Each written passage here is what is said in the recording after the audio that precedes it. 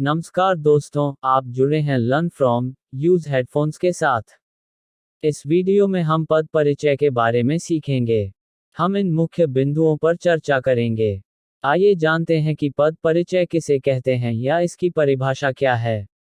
वाक्य में प्रयुक्त प्रत्येक सार्थक शब्द को पद कहते हैं तथा उन शब्दों के व्याकरणिक परिचय को पद परिचय कहते हैं।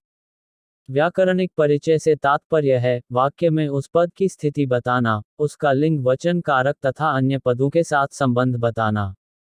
जैसे राजेश ने रमेश को पुस्तक दी। यहाँ राजेश, रमेश और पुस्तक का व्याकरणिक परिचय इस प्रकार है। राजेश संज्ञा, व्यक्तिवाचक, पुल्लिंग, एकवचन, ने के साथ कर्ता कारक, द्विकर्मक क्रिया, दी के साथ। रमेश संज्ञा, व्यक्तिवाचक, पुल्लिंग, एकवचन, कर्म कारक। पुस्तक संज्ञा, जातिवाचक, स्त्रीलिंग, एकवचन, कर्म कारक। पद 5 प्रकार के होते हैं: संज्ञा, सर्वनाम, विशेषण, क्रिया तथा व्यय। इन सभी पदों का परिचय देते समय हमें कुछ बातों का ध्यान रखना चाहिए। पहला है संज्ञा। संज्ञा के पद परिचय में हम उसके भेद जैसे कि व्यक्तिवाचक, जातिवाचक, भाववाचक, उसके लिंग, वचन और कारक के बारे में बात करते हैं। कारक से तात्पर्य है कि वह संज्ञा किस क्रिया का करता है या वह किस क्रिया का कर्म है। दूसरा सर्वनाम। सर्वनाम के पद परिचय में हम उसके भेद जैसे कि पुरुषवाचक, निश्चयवाचक, अनिश्चयवाचक, प्रश्नवाचक, संबंधवाचक, निजवाचक, उसके लिंग, वचन और कारक के बारे में बात करते हैं। तीसरा विशेषण। विशेषण पदों के देते हुए हम उसके भेद जैसे कि गुणवाचक, संख्यावाचक, सार्वनामिक, परिमाणवाचक, उसके अवस्था जैसे कि मूलावस्था, उत्तरावस्था, उत्तमावस्था, उसके लिंग, वचन और विशेष्य के बारे में बताते हैं।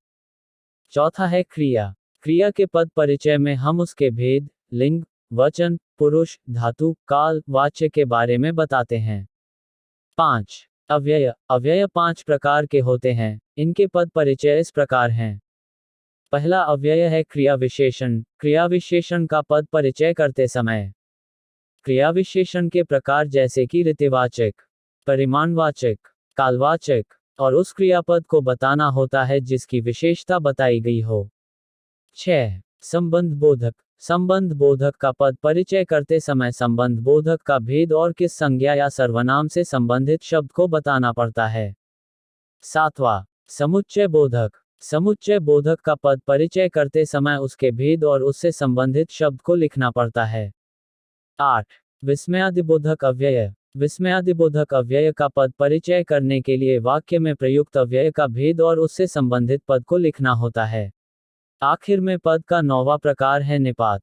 किसी भी बात पर अतिरिक्त भार देने के लिए जिन शब्दों का प्रयोग किया जाता है उसे निपात कहते हैं।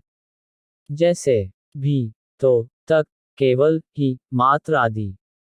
आइए अब कुछ उदाहरणों की मदद से पद परिचय को और समझते हैं। सुमन पुस्तक पढ़ रही है। इस वाक्य में प्रत्येक शब्द पद है और उनका परिचय इस प्रकार होगा।